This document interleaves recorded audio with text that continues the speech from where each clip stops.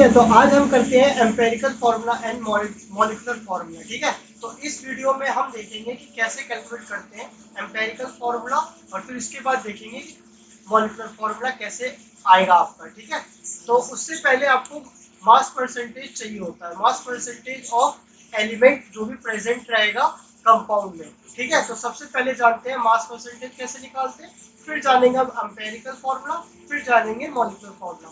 तो चलो भाई पहले स्टार्ट करते हैं मास परसेंटेज से। तो ठीक है, देखो ये आपका क्वेश्चन यहाँ पे इसी तरीके से जैसे आपका ये MgSO4 दे रखा है। ठीक है, तो अब इसमें हर एक एलिमेंट मैग्नीशियम, सल्फर और ऑक्सीजन तीन चीज है, इनका हम परसेंटेज निकालेंगे बाय मास। ठीक है, तो सिंपली कुछ नहीं करना होता, सबसे पहले टोटल मॉलिक्यूलर मास निकाल लेता हूँ कंपाउंड का। मैग्नीशियम का आपको पता है 24 होता है, सल्फर का आपका कितना होता है 32, ऑक्सीजन का 16 और प्लस 4 इसमें प्रेजेंट है, तो टोटल इसका 64 है ऑक्सीजन का। ठीक है, ये 32 24। अब आप यहाँ पे मैग्नीशियम का निकालोगे तो 24/120 कर दो और इंटू 100 कर दो, परसेंटेज निकालना है। तो इसी वजह से 32/120 इंटू 100। ऑक्सीजन का कितना है 64, 120 इंटू 100। ठीक है, अब इसको कैंसिल आउट करोगे तो देखो ये आपका 0 से 0 गया, अब ये दो बार में कट गया, तो ये आपका 20% आ गया, कोई दिक्कत नहीं। ये काटोगे 0 0, ये 6 आ जाएगा और यहाँ पे 5। ठीक है, और फिर और काटोगे इसको तो ये 3 आ जाएगा और ये 16। ठीक है, तो ये आएगा 80/3। ठीक है, 80/3 करोगे तो ये आपका कितना आ जाएगा 26.67, अप्रोक्सीमेटली 66 आएगा, तो अप्रोक्सीमेटली 67 हो जाएगा। ठीक है, अब इसको सॉल्व करोगे तो देखो ये 0 0 कट गया। ठीक है, ये 0 0 कट गया और ये आपका 6 आएगा और ये आपका 5 आएगा। ठीक है, और अब और इसको काटोगे तो ये 3 आएगा और यहाँ पे कितना आएगा 32। ठीक है, अब ये 32 और ये 5 है, तो ये कितना होगा 5 2 जा 10 हो गया और ये 60 आ जाएगा। ठीक, और ये इसको सॉल्व करोगे तो 53.33 परसेंटेज में आ जाएगा। तो आपको ये सबका परसेंटेज पता चल गया कि देखो मैग्नीशियम, सल्फर और ऑक्सीजन, मैग्नीशियम 20% में प्रेजेंट है। ठीक है, इस कंपाउंड में मैग्नीशियम का जो मास है इसमें कंपाउंड में 20% है, सल्फर का इतना है, ऑक्सीजन का इतना है। तो इससे आपको परसेंटेज पता चल गया। ठीक है, ये तो हुआ मॉलिक्यूलर मास। मगर क्वेश्चन में आपको दे रखा होगा अगर गिवन मास है, ठीक है, तो कैसे करोगे सॉल्व, वो आपको एम्पेरिकल फॉर्मूला में कैसे यूज आएगा। ठीक है, तो वो देखते हैं हम आगे। आप चीज समझ गए होंगे, ये आपका मॉलिक्यूलर मास आपको पता था, उसके अकॉर्डिंग मैंने बता दिया कि परसेंटेज कैसे सॉल्व या कैलकुलेट करते हैं सिंपली। ठीक है, तो गिवन मास एक एलिमेंट का पता होना चाहिए और उसका ओवरऑल मास पता होना चाहिए, तो हम उसका परसेंटेज निकाल लेंगे। तो यही आपका परसेंटेज कॉम्पोजिशन का देने का वो मतलब है। ठीक है, चलो भाई अब एम्पेरिकल फॉर्मूला पे चलते हैं। तो इसमें आप देख ही सकते हो कि ऐसे क्वेश्चन में आपको स्टेप बाय स्टेप करना होता है। ठीक है, तो आपको देखो सबसे इजी वे में बता देता हूँ कैसे करोगे। सबसे पहले आपको जो चीज गिवन है उसमें ज्यादा दिमाग नहीं लगाना है, ये आपके एलिमेंट्स है। ठीक है, आपके एलिमेंट वाला लिखना चाहो नहीं लिखना चाहो हटा दो, सिंबल वाले लिख दो कि सोडियम है, सल्फर है, ऑक्सीजन है, और ये परसेंटेज ऑफ एलिमेंट है कि कितने परसेंटेज दे रखे हैं बाय देयर मास। ठीक है, तो ये आपको गिवन ही होगा। और ऊपर से ये चीज आपको पता ही होगी, सोडियम का होता है 23, सल्फर का 32 और ऑक्सीजन का 16। इतनी चीज आप पे कोई दिमाग लगानी नहीं है, गिवन और पता। ठीक है, ये भी गिवन ही है, इतनी चीज पता ही है। अब आती है रिलेटिव नंबर ऑफ एटम्स। तो देखो रिलेटिव नंबर ऑफ एटम्स में कुछ नहीं करना होता है, जो गिवन एटॉमिक मास दे रखा है और जो हमें पता है, ठीक है, उनका निकालना होता है रेशियो, मतलब डिवाइड करना होता है। ठीक है, तो इसमें कुछ नहीं करना होता है, सिंपल सी चीज करनी होती है डिवाइड। ठीक है, तो डिवाइड में देखो क्या करोगे, डिवाइड में जो गिवन मास है वो ऊपर रखोगे और नीचे ये रख दोगे। ठीक है, ऊपर गिवन मास और नीचे रख दोगे ये। ठीक है, और फिर ये ऊपर और नीचे 60। ये बात समझ में आ गई। अब इसको कर लो डिवाइड, डिवाइड करोगे तो ये आपका आएगा 1.266, ये भी डिवाइड करोगे तो ये 1.266। ठीक है, और ये डिवाइड करोगे तो ये आएगा 1.897।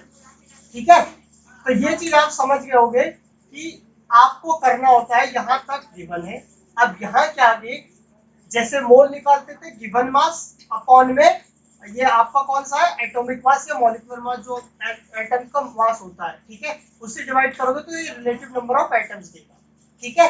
तो ये आपको समझ में आ गया होगा कि यहाँ पर डिवाइड करना है। अब बात आती है सिंपलेस्ट एटॉमिक रेशियो।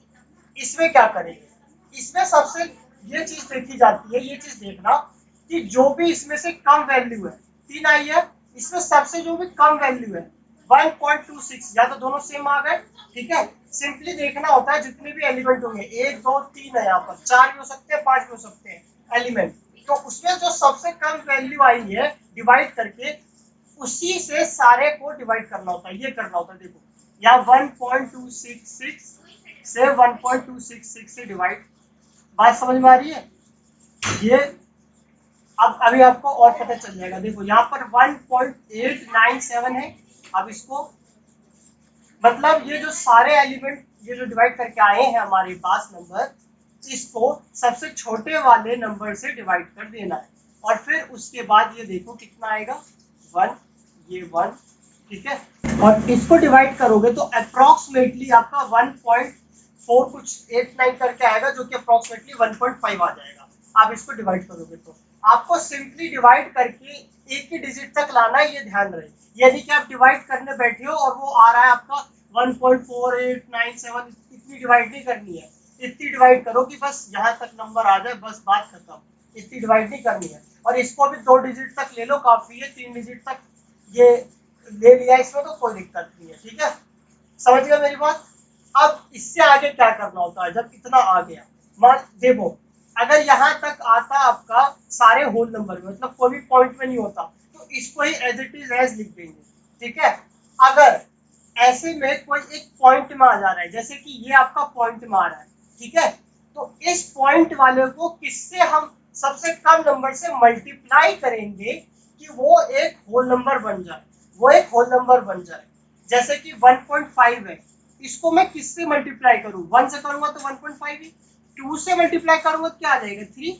तो हमें ऐसे नंबर से मल्टीप्लाई करना होता है जिससे कि वो होल नंबर बन जाए पॉइंट वाला, और उसी से सबको।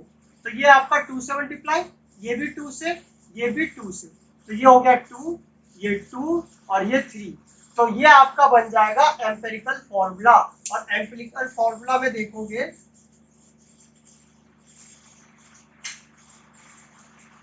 क्या बन गया, देखो भाई, अब आपका सोडियम कितना है 2 है, ठीक है, और सल्फर कितना है 2 है, और ऑक्सीजन कितना है 3 है। तो ये आपका बन गया है क्या, एम्पिरिकल फॉर्मूला, ठीक है। तो देख रहे हो आपको नेक्स्ट क्वेश्चन में दिख रहा है कि आपका 2.38 जो है आपका, वो आपको यूरेनियम दे रखा है, ठीक है, और इसको हमने हीट किया और इसका ऑक्साइड बन गया, तो ऑब्वियसली ये ऑक्सीजन से रिएक्ट करके ऑक्साइड बनाया होगा, ठीक है। तो ये ऑक्साइड जो बना है वो आपका वेट कितना दे रखा है, वो आपका वेट दे रखा है 2.806, ठीक है, 2.806, ठीक है। अब आपको यहाँ पे परसेंटेज नहीं दे रखा, यहाँ परसेंटेज ऑफ एलिमेंट कहने का मतलब ये है कि इसका मास, तो हमें इसमें परसेंटेज कैलकुलेट करना होगा। आपको डायरेक्टली गिवन होगा या तो ऐसे ग्राम में दे रखा होगा, सेकंड इसलिए मैंने लिया। अब इसमें क्या करोगे, परसेंटेज निकालोगे, तो देखो परसेंटेज ऑफ यूरेनियम का निकालोगे, ठीक है, ये आप देख लेना स्पेलिंग, ठीक है। अब ये 2.38 डिवाइडेड बाय, देखो ये ऑक्साइड बोला है तो ऑब्वियसली ये पूरा जो यूरेनियम ऑक्साइड होगा ओवरऑल का वेट होगा जो भी सॉल्यूशन बना है, ठीक है। अब इससे कर दोगे डिवाइड, इनटू कर दोगे 100, ठीक है। इसको आप कर लो कैलकुलेट, इसको कर लो कैलकुलेट, कैलकुलेट करने के बाद आपका ये कट कटा के 84.82% क्या आ गया, आपका यूरेनियम आ गया, ठीक है। अब देखो आप सिंपल से लॉजिक से जानते हो 100% टोटल होता है, अब यूरेनियम का परसेंटेज कितना आ गया आपका 84.82, तो परसेंटेज ऑफ दूसरा क्या है ऑक्सीजन, तो वो कितना हो जाएगा आपका भाई 100 में से ये 84.82 माइनस करोगे आप, ये आपका कितना आएगा 15.18, ठीक है। आपको पता चल गया ऑक्सीजन और यूरेनियम का, आपको पता चल गया ऑक्सीजन और यूरेनियम का कितना परसेंटेज बाय मास है, ठीक है। तो आपको पता है यूरेनियम U और ऑक्सीजन O, ठीक है, आपको ये पता 84.82 है और ये आपका कितना आया 15.18। ठीक है, कोई दिक्कत नहीं इसमें। अब इसका एटॉमिक मास कितना होता है आपको पता ही है। ठीक है, इसका 238 होता है और इसका 16 होता है। ठीक है, अब आपको पता है इसमें करना होता है डिवाइड, तो भाई इसको कर दो डिवाइड।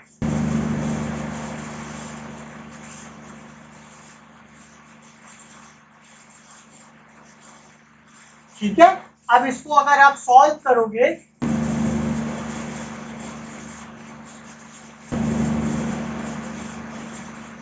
डिवाइड करोगे तो कुछ इस तरीके का आ जाएगा आपका। ठीक है, तो ज्यादातर यही था कि लो, इससे आगे मत लो तो अच्छा है। ठीक है, इतना आपने कर लिया। अब आपको पता है कि इसका रेशियो निकालना होता है, ये छोटी वैल्यू है इसी से डिवाइड करेंगे तो ये 0.356 0.356, अब ये 0.948 0.356। ठीक है, ये आ गया 1 और ये आ गया आपका 2.66। अब आपको मैंने एक चीज बताई थी, जो पहले से ही रेशियो में है उसको कुछ नहीं करना होता है, जो पॉइंट में होता है उसको करना होता है। अब देखो भाई, ठीक है, आप क्या करोगे इसमें, देखो मल्टीप्लाई कैसे करोगे। देखो 1 से तो करना नहीं है, 2 से करके देखते हैं। तो 2 से करके देखोगे 2 2 4 होता है 65। अब 66 को 2 से करोगे तो ऑब्वियसली 132 आता है, तो 132 इसमें ऐड कर दो तो इसमें आएगा 5.32, लगभग इतना आ रहा है। तो ये क्लोज है 5 के। और देख लेते हैं, और जो ज्यादा क्लोजेस्ट होगा अप्रॉक्स, तो और सबसे क्लोजेस्ट देखते हैं तो 2.66 इंटू 3 से करते हैं भाई। अब 3 से करोगे तो ये कितना आ जाएगा, लगभग 8, और ये फिर करोगे तो 8 9 और ये 3 2 जा 6 और ये 7।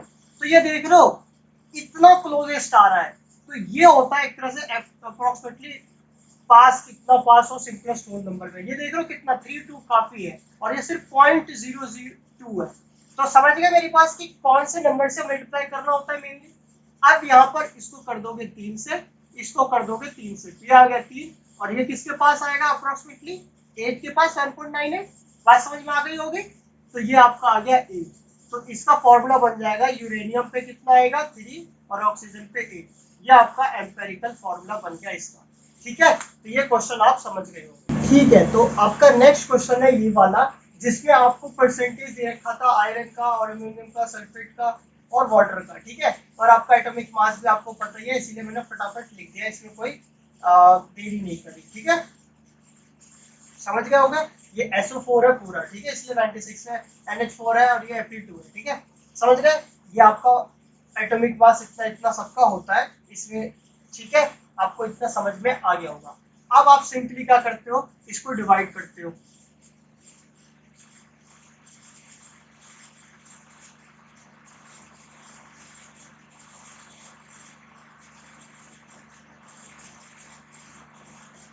ठीक है, डिवाइड करके आपका सबका आंसर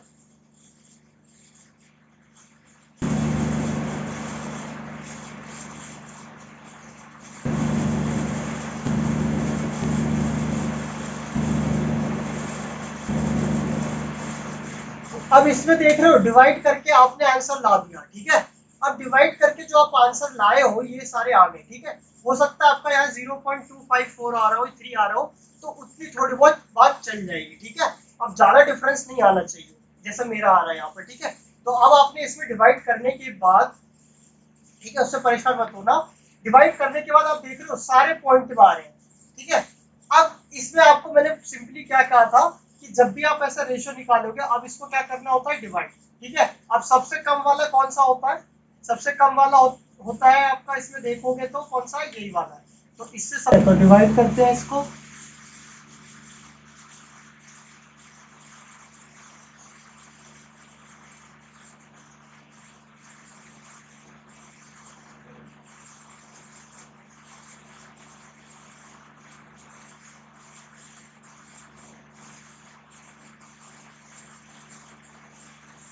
ठीक है, तो इसको डिवाइड करोगे तो देखो ये तो 1 ही आ गया।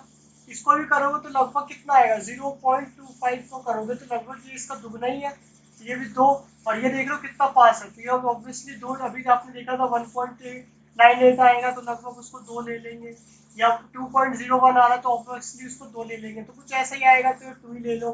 ठीक है, तो ये आप समझ गए होगे। फिर लास्ट वाला, तो आपका लास्ट वाला जो बचा था वो आपका कितना आ जाएगा, करोगे तो 6, तो ऑटोमेटिकली ये रेशियो में आ गया, तो इसको डायरेक्ट कुछ करना ही नहीं है, ऐसी एज इट इज लिख देंगे। तो ये आपका कितना आ जाएगा, देखो उसका फॉर्मूला बनाओगे तो आपका यहाँ पर है ऐसे Fe2 पॉजिटिव, ये है आपका 1, तो कोई दिक्कत ही नहीं है। फिर आपका NH4 2 पॉजिटिव, जो कि आपका कितना आ रहा है, H4 1 पॉजिटिव, ठीक है, यहाँ पर 2 नहीं होगा, गलती से लिख दिया होगा मैंने, 1 पॉजिटिव होता है NH4, ठीक है।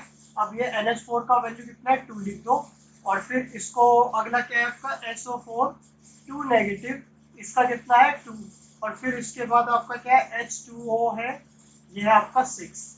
इसको चाहे ऐसे लिखो या ऐसे लिख दो,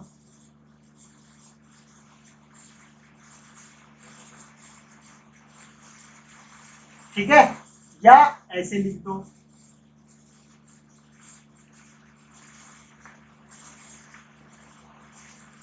ठीक है। सबसे बेस्ट ये है, क्योंकि इसमें .6H2 हाइड्रेट्स वाले को ऐसे दिखाना होता है, और जब आप फॉर्मूला लिखते हो तो ऐसे आपको चार्जेस दिखाने की जरूरत नहीं है, जब ऐसे मोल को उसमें दिखाते हो, ठीक है। तो आपको इस तरीके से इसको लिख भी सकते हो, ठीक है। तो ये आपका क्वेश्चन आपको समझ में आ गया होगा, ठीक है। अब चलता हूँ मैं मॉलिक्यूलर फॉर्मूले वाले क्वेश्चन पे। तो भाई मॉलिक्यूलर फॉर्मूले में जरा सा अंतर आ जाएगा, जरा सा अंतर क्या, एक एन होता है, ठीक है। एन क्या होता है, ये आपका यहाँ पर होता है मॉलिक्यूलर का मास, ठीक है, मॉलिक्यूलर मास, और नीचे होता है एम्पेरिकल मास, ठीक है। और एक और फॉर्मूला इसमें कह लो मॉलिक्यूलर मास का जरा सा, जो कि वॉलेटाइल कंपाउंड्स होते हैं, वो 2 से मल्टीप्लाई हो जाता है वेपर डेंसिटी से, ठीक है। समझ गए मेरी बात, जिसमें वेपर डेंसिटी गिवन दे रखा होगा उसको 2 से इंटू कर देंगे तो उससे हमें मॉलिक्यूलर मास पता चल जाएगा, अगर मॉलिक्यूलर मास गिवन नहीं होगा। ज्यादातर क्वेश्चन में आपको मॉलिक्यूलर मास गिवन होगा, ठीक है। और अगर मॉलिक्यूलर मास गिवन नहीं होगा तो वेपर डेंसिटी दे रखी होगी, जिसके थ्रू आप मॉलिक्यूलर मास निकाल लोगे। और एम्पेरिकल मास तो आप निकालोगे कब, जब एम्पेरिकल फॉर्मूला निकालोगे और उसका जो मास आएगा, जैसे कि अभी आपने निकाला था N2 ये वाला, सबका क्या जैसे निकालते हैं कि सोडियम का कितना मास होता है, ठीक है। जैसे नेक्स्ट एग्जांपल लेता हूँ CH, ये आपका आया मान लो एम्पेरिकल फॉर्मूला से, तो इसका कार्बन का 12 होता है और इसका कितना हाइड्रोजन का 1, तो ये आपका 13 आया अकॉर्डिंग टू एम्पेरिकल मास, तो ये 13, ठीक है। और आपका मॉलिक्यूलर मास आपको गिवन दे रखा है कि ये इसका 26 है, ठीक है, क्योंकि एम्पेरिकल फॉर्मूले से ये फॉर्मूला आया है ना, तो करेक्ट होगा नहीं, होता नहीं है। अब मे भी हो सकता है, ठीक है, जिस केस में जब का रेशियो 1 होगा, n की वैल्यू 1 आएगी, ठीक है, और जब आपका n का वैल्यू 2, 3, 4 आया, दैट मीन्स कि वो सही नहीं है, तो ये आपका कट उठा के n की वैल्यू 2 आई, तो उसमें जो मॉलिक्यूलर मास होगा वो क्या हो जाएगा आपका 2 इंटू एम्पेरिकल फॉर्मूला, ठीक है। तो या तो आप ये कर लो molecular mass equal to n into empirical formula, या तो ये डाइट कर लो, तो इसमें क्या हो जाएगा 2 इंटू CH, तो क्या हो जाएगा, देखो दोनों से मल्टीप्लाई होकर C2H2, तो ये आपका मॉलिक्यूलर फॉर्मूला और ये आपका एम्पेरिकल फॉर्मूला, ये जो CH है। बात समझ में आ गई, इसी वजह से वेपर डेंसिटी में होगा, ठीक है, इसी वजह से वेपर डेंसिटी में होगा। तो इसको फिर मैं इरेज करता हूँ और मैं आपको आगे फिर बताता हूँ इसके क्वेश्चन, ठीक है, ठीक है।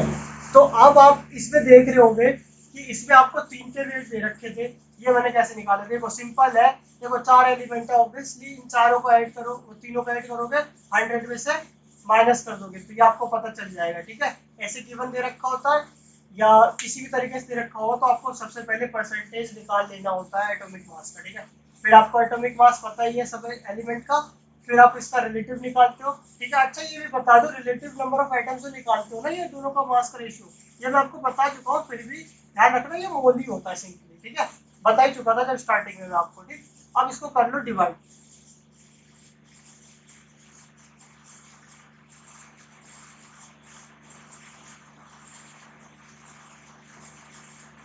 ठीक है, डिवाइड करोगे तो ये कुछ इस तरीके का आ जाएगा,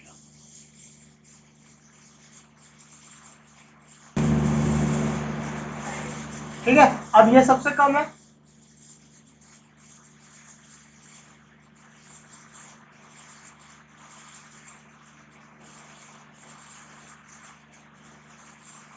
ऑब्वियसली देखो ये तो साफ 2 आ रहा है, ये करोगे 1 आ रहा है, ये करोगे तो ये कितना आ रहा है 6.20 है ना, 20, ये करोगे डिवाइड तो अप्रोक्सीमेटली 14 ही आएगा। ठीक है, पता ही आपको। ठीक है, एग्जैक्ट तो नहीं आएगा, जरा जरा करके 13 पॉइंट समथिंग कुछ आएगा, तो आप समझ ही गए, तो ये इतना आ जाएगा ये। तो ये आपका सिंपलेस्ट 120 और ये 14। ठीक है, तो आप इसका एम्पेरिकल फॉर्मूला अगर निकालोगे तो क्या हो जाएगा, सीधा मैं लिख देता हूँ शॉर्ट फॉर्म में। ये आपका क्या आ जाएगा, Na कितना आ गया, 2 आ गया, और सल्फर का 1 आ गया। ठीक है, और आपका ये क्या, हाइड्रोजन का 20 आ गया, और ऑक्सीजन का कितना आ गया, 14 आ गया। ठीक है, अब इसको मैं चाहूँ तो ऐसे भी लिख सकता हूँ, देखो N2S, देखो हाइड्रोजन 20 है ना, इसको मैं अगर H2O कर दूं, क्योंकि हाइड्रोजन और ऑक्सीजन है, तो इसको मैं सिर्फ वो हाइड्रेशन फॉर्म में लिखूँ तो कैसे लिखूंगा, देखो H2O फॉर्म में ये 2 होता है, दैट मींस कि मैं इसको 10 ऐसे लिख सकता हूँ। इससे हमारा हाइड्रोजन कितना हो गया, 20, तो आपको हाइड्रोजन देखना होता है, ऑक्सीजन नहीं। तो इससे क्या हो गया, हमें H2O पता चल गया। अब बचे ऑक्सीजन 4, तो ऑक्सीजन 4 इसके साथ आ जाएंगे। आपको पता है सल्फेट SO4 होता है, इसीलिए यहाँ पर आ जाएगा ये सल्फेट। तो आपको ऑटोमेटिकली पता चल जाएगा कहाँ पे कौन सी चीज आनी है। ठीक है, समझ गए मेरी बात। अब इसका हम निकालते हैं क्या, मास। तो इसका मास निकालोगे तो देखो सिंपल जैसा सबका जो होता है 23 इंटू, देखो एम्पेरिकल फॉर्मूला से ये ही बदलते हैं कि ये 2 आया, 4 आया, और ये यहाँ पर कितने कितने यहाँ पर ये आया। ठीक है, तो ये सॉरी 23 इंटू 2 करोगे, फिर सल्फर का 32, फिर ये 16 इंटू 4 करोगे, फिर प्लस 10, और ये H2O का पूरा ही कर लो 18।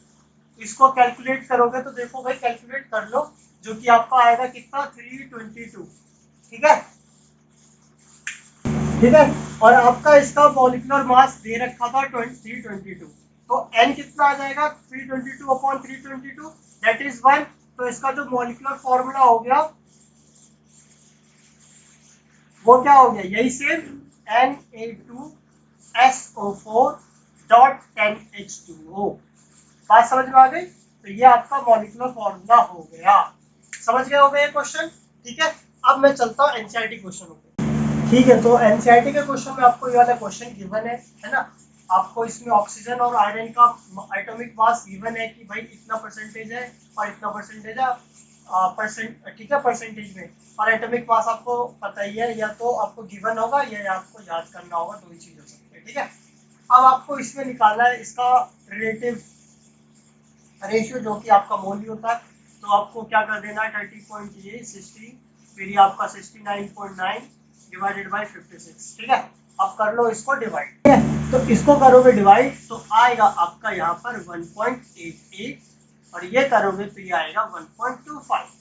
ठीक है, अब आपको पता है दोनों रेंज इसमें आ रहे हैं। अब आपको करना है 1.25, सॉरी यहाँ पर 1.88, 1.25 से ये कम है क्योंकि अब ये 1.25 अपॉन में 1.25 काटोगे कितना आएगा, 1। ठीक है, आप उसको कर लो डिवाइड। ठीक है, इसको डिवाइड करोगे तो कितना आएगा, 1.5। ठीक है, अप्रोक्सीमेटली करोगे तो देखो 1.50 समथिंग आएगा, तो अप्रोक्सीमेटली 1.5 ही ले लो, है कि नहीं। अब आपको सिंपली सी पता है कि क्या करना होता है, ये पॉइंट में आए तो इसको किससे, 2 से इंटू करूंगा, तभी 3 बन जाएगा।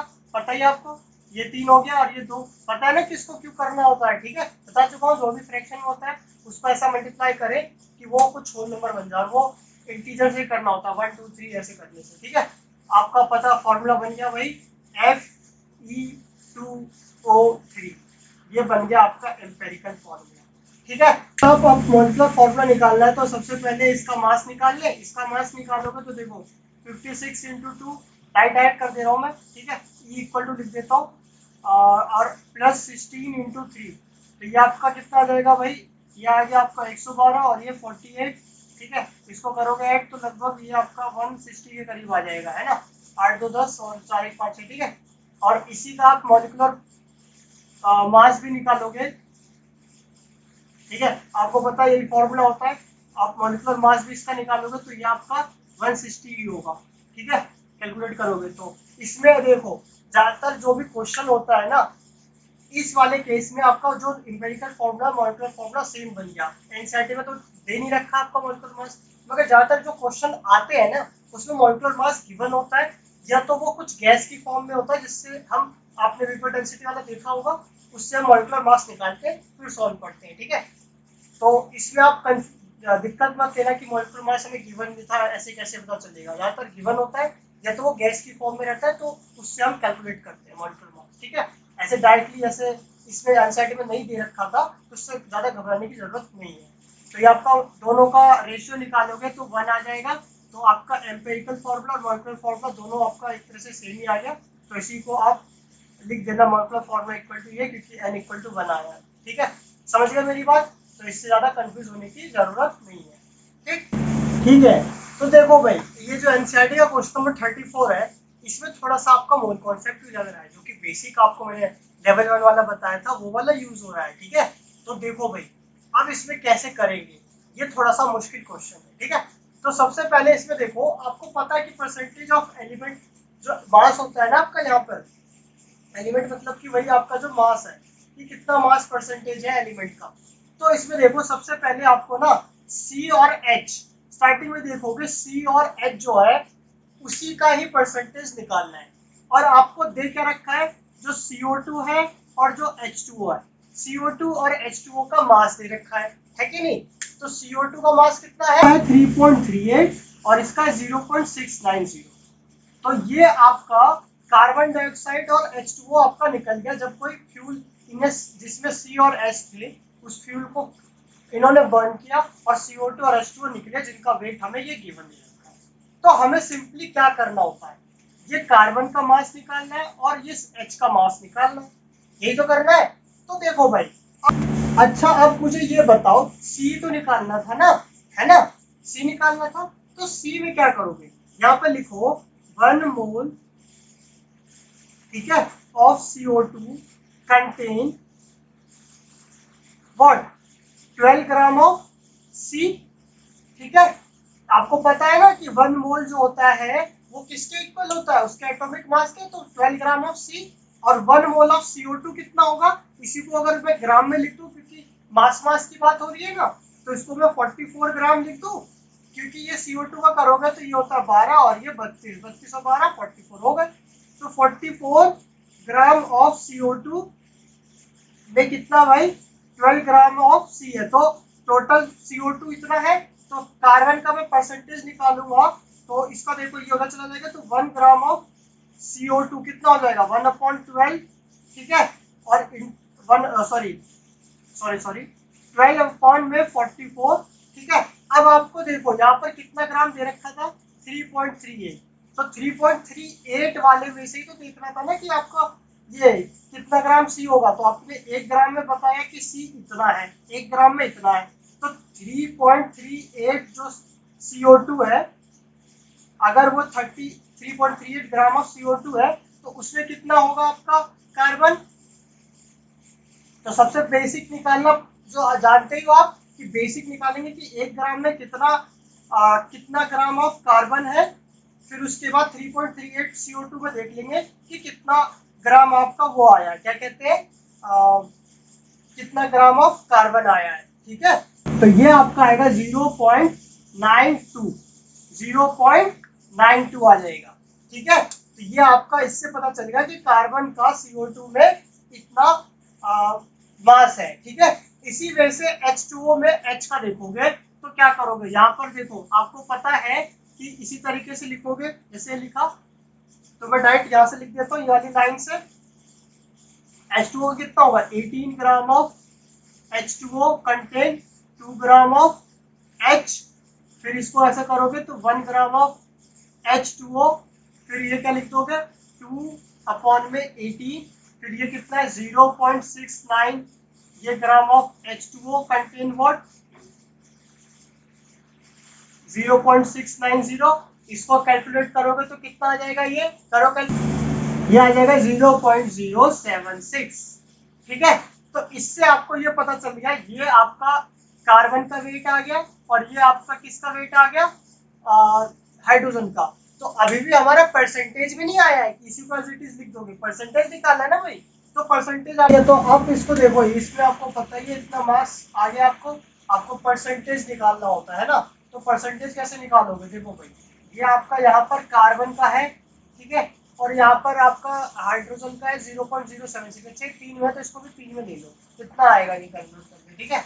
तो अब इसका परसेंटेज निकालोगे तो देखो भाई, परसेंटेज निकालोगे तो इसमें देखो टोटल निकाल लो। देखो सी और एच का कितना हो जाएगा 0.921 प्लस 0.076, ठीक है।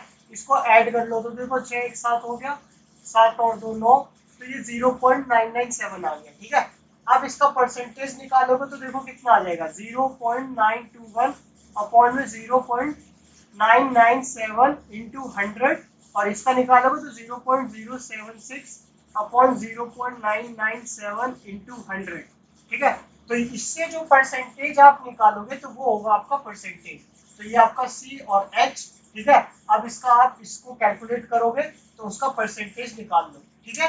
आप परसेंटेज कैलकुलेट कर चुके होंगे, जो कि आपका आया होगा 92.32%, और ये आपका आया होगा 7.68%।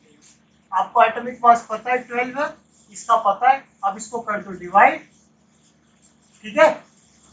तो सॉरी यहाँ पे 12 आएगा और यहाँ पे 7.68 डिवाइडेड बाई 1। अब इसको कर दो डिवाइड, ठीक है। तो ये आपका 7.69 के करीब आएगा, ठीक है। ये तो 7.68 है।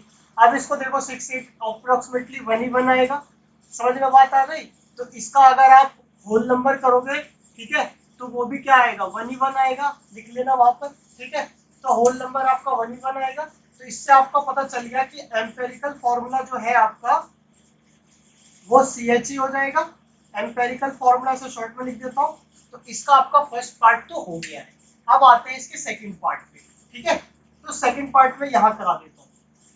देखो सेकंड पार्ट के लिए आपको इसमें दे रखा था कि जो 10 लीटर है आपका, ठीक है, इसमें आपको क्या निकालना था मॉलिक्यूलर मास।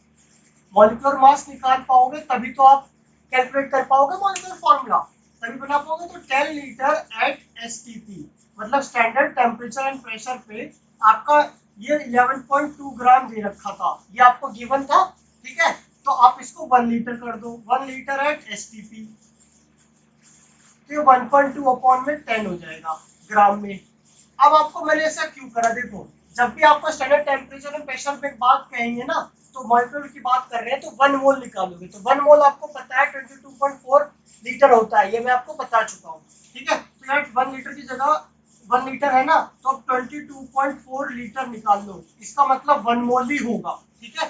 तो 1 मोल इक्वल टू हो गया ये, तो ये 1.2 10, ठीक है। 22.4 करोगे तो इसको कैलकुलेट करोगे, सॉल्व करोगे तो पूरा 26 आ जाएगा। तो ये आपका मॉलिक्यूलर मास हो गया, ठीक है। अब निकाल लो इसका ये लास्ट वाला मॉलिक्यूलर फॉर्मूला। अब आप जानते हो इसको डिवाइड करोगे, n आ जाएगा 26/13, ठीक है। मॉलिक्यूलर मास ऊपर और नीचे एम्पेरिकल वाला मास, जो कि आपका देखो C और H ही था ना, तो C और H यही बना था। तो इसका देखोगे तो ये 13 ही आएगा। तो ये डिवाइड किया तो n आ गया आपका, सॉरी 26 से ये कट के आपका 2 आ गया। अब यहाँ पर मॉलिक्यूलर फॉर्मूला बनाओगे तो क्या हो जाएगा, वो 2 मल्टीप्लाई हो जाएगा CH से, जो कि आपका C2H2 फॉर्मूला बन जाएगा। तो ये मॉलिक्यूलर फॉर्मूला भी हो गया। तो इससे आपको यहाँ पर थोड़ा सा ध्यान देना था, ठीक है। तो मोल का कॉन्सेप्ट देखो इस तरीके से यूज हो गया। तो ये थोड़ा सा डिफिकल्ट क्वेश्चन था आपका एनसीईआरटी का, तो आपको ये क्वेश्चन समझ में आ गया होगा, ठीक है। अच्छा यहाँ पर 1.2 नहीं, यहाँ पर कर लेना 1.6 था, ठीक है। 1.6 था यहाँ पर, ठीक है। तो थोड़ी सी मिस्टेक हो गई होगी, वो आप कर लेना, थोड़ा सा मैंने गलत क्वेश्चन नहीं किया होगा। तो आप यहाँ पर देखो, यहाँ पर इस क्वेश्चनों के जो भी एम्पेरिकल फॉर्मूले थे, अगर आपको कैलकुलेशन रिलेटेड कुछ दिक्कत है तो आप बता सकते हो, तो उस पर भी मैं एक वीडियो बना दूंगा।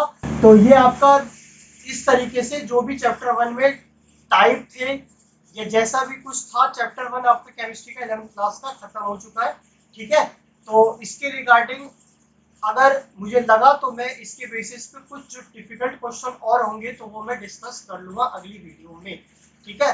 वैसे आपका चैप्टर हो चुका है फिनिश, ठीक है। Thank you.